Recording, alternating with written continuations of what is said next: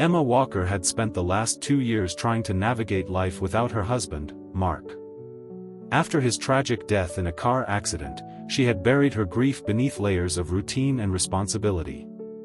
As a senior flight attendant for a major airline, she had mastered the art of maintaining composure, even when her world felt shattered. But nothing could prepare her for what she encountered on Flight 382. It was a bustling day at the airport, and passengers filled the terminal with a mix of excitement and anxiety. Emma greeted each traveler with her usual friendly smile, but inside, she felt the weight of her memories pressing down on her. As she walked down the aisle of the plane, her heart suddenly stopped when she spotted a familiar face in seat 14B. There, sipping coffee and flipping through a book, sat a man who looked exactly like Mark. Emma's mind raced. This couldn't be possible. She had buried him 2 years ago, had identified his body, and had mourned him thoroughly. Yet, here he was, seemingly alive and well, a ghost from her past. Gripping the back of an empty seat, her knuckles turned white as she tried to process the impossible. The world around her faded, the sounds of luggage being stowed and passengers chatting became a dull hum. Was she hallucinating? Had the grief finally twisted her perception?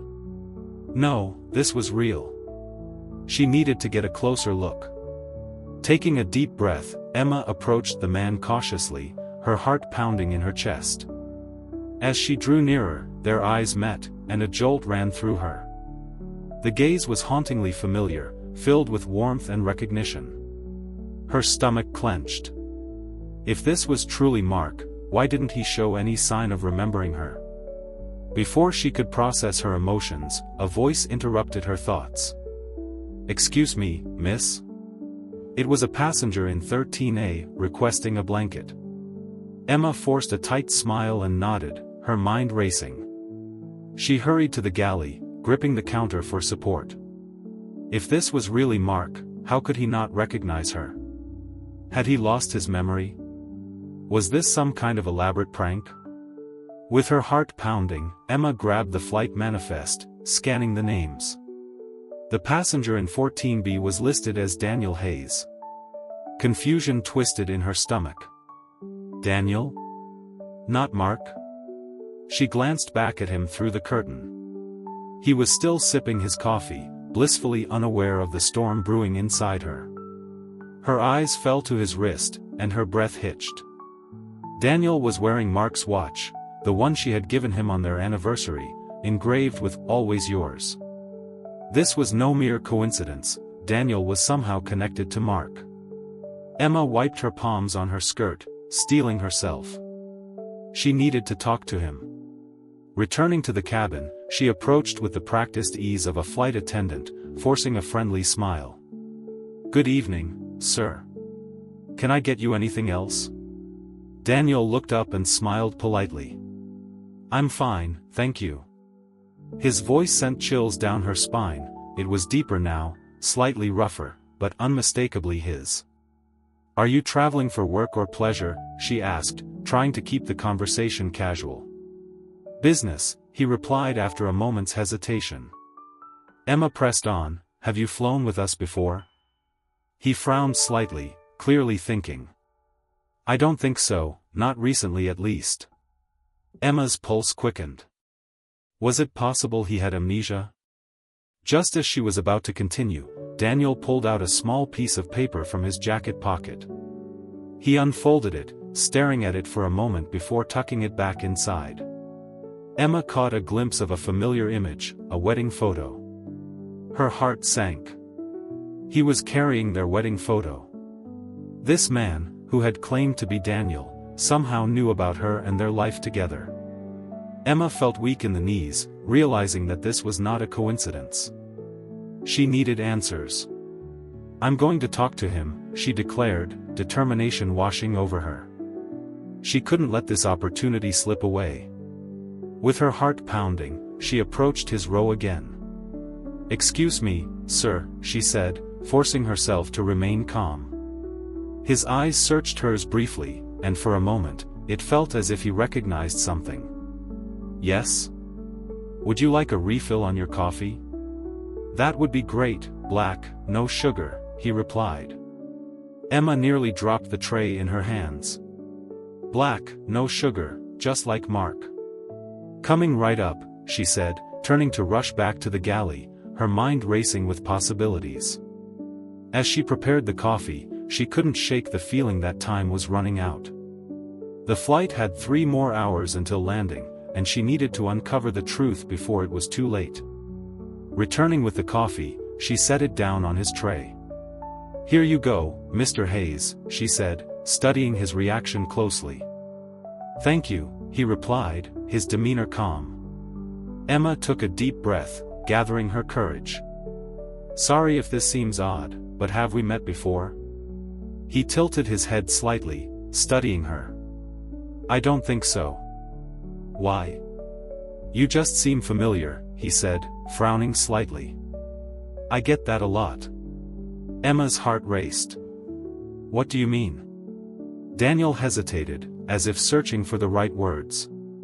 "I had an accident a couple of years ago. Woke up in a hospital with no memory." Emma's stomach twisted. "What kind of accident?" "I don't really remember much. Just that I was lucky to be alive. They gave me a new name, Daniel Hayes." Emma felt the breath catch in her throat. 2 years ago, the same time Mark died. Daniel's expression darkened. "I don't know how I ended up like this," he admitted, confusion etched on his face.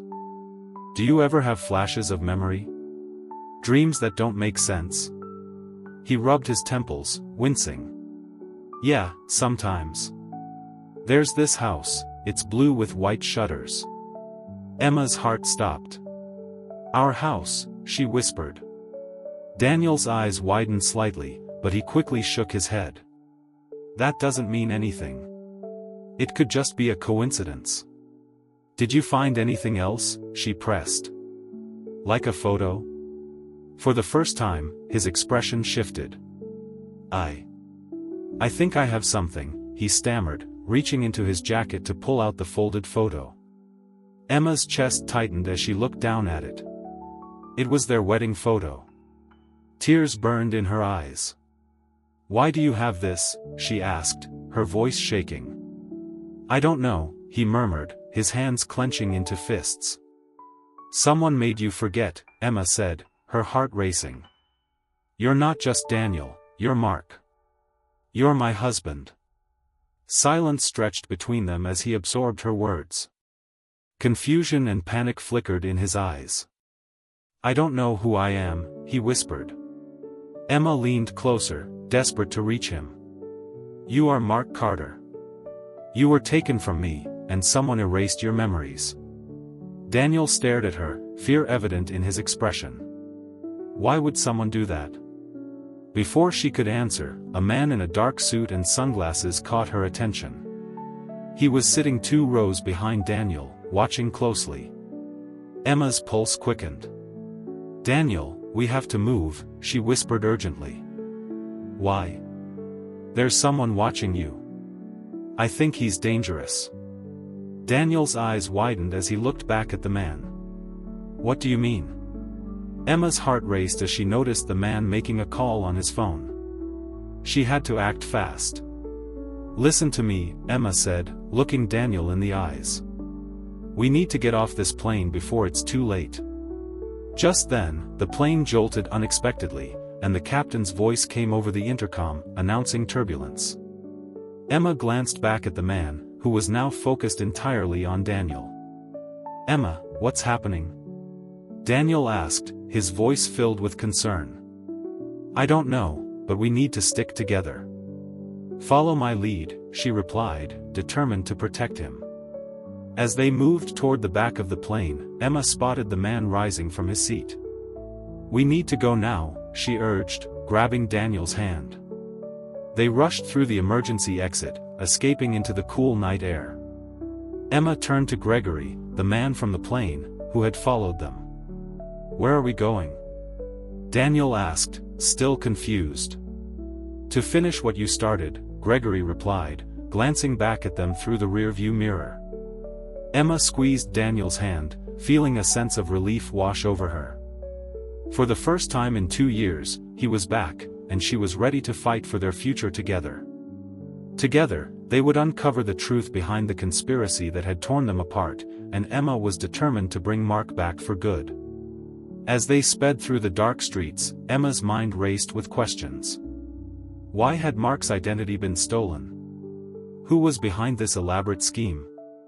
She glanced at Daniel, who was staring out the window, lost in thought. She could see the confusion etched on his face, and it broke her heart. "Daniel," she said softly, "I promise we'll figure this out together." He turned to her, his expression a mix of gratitude and fear. "How do you know I'm really him?" "Because I know you," Emma replied firmly. "You're not just a stranger to me. You are my husband, and I will do everything in my power to help you remember."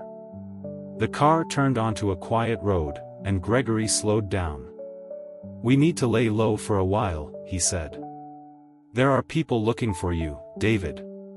Emma's heart raced at the name. "David," she echoed. "That's your real name," Gregory explained. "You were involved in something dangerous, and they wanted to silence you." Daniel's expression hardened. "What do you mean?" "You uncovered evidence of corruption within your company," Gregory said, his gaze steady. "They couldn't afford for you to go public, so they erased your memories and gave you a new life." Emma felt a mix of anger and determination. "We have to expose them," she said. "We can't let them get away with this." Daniel nodded, his resolve strengthening. "I want to know the truth." As they sat in the car, Emma realized that they were no longer just survivors of a tragic accident, they were fighters, ready to reclaim their lives. They would uncover the truth behind the conspiracy that had torn them apart, and Emma was determined to bring Mark back for good. Together, they would face whatever challenges lay ahead, united by love and the promise of a new beginning.